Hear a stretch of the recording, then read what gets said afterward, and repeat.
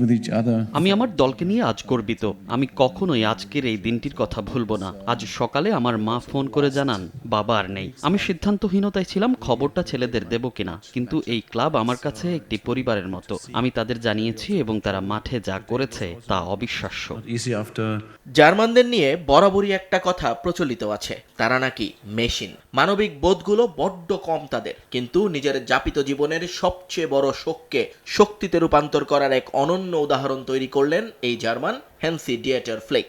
তার অধীনে গত 2 মৌসুমে 5টি শিরোপা জিতে বার্সা ফিরে পেয়েছে হারানো গৌরব। মার্কাস রাশফোর্ডের দর্শনীয় ফ্রিকিক আর ফেরান তোরেসের গোলে রিয়াল মাদ্রিদকে চূর্ণ করে 14 পয়েন্টের ব্যবধানে শিরোপা নিশ্চিত করেছে কাতালানরা।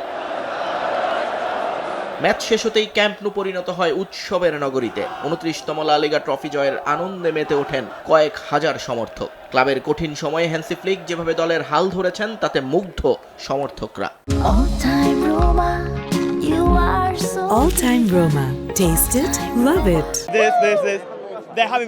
ফ্লিক আমাদের 2 মৌসুমে 5টি শিরোপা উপহার দিয়েছেন। গত বছর আমার দেশের সব ট্রফি জিতেছি। তিনি বার্সার রঙকে ভালোবাসেন, তার লড়াই করার মানসিকতা আমাদের মুগ্ধ করে। আমার তার এবং দলের পারফরমেন্সে অনেক খুশি।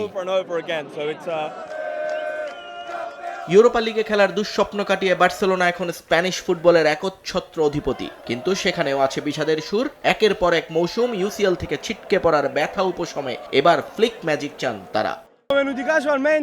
অসাধারণ লাগছে। আমরা রিয়াল মাদ্রিদ আর লিগের বাকি প্রতিদ্বন্দ্বীদের স্রেফ উড়িয়ে দিয়েছি। যদিও চ্যাম্পিয়ন্স লিগটা এবারও হলো না, কিন্তু পরের মৌসুমে আমরা আরও শক্তিশালী হয়ে ফিরবো এবং এটাও জিতবো।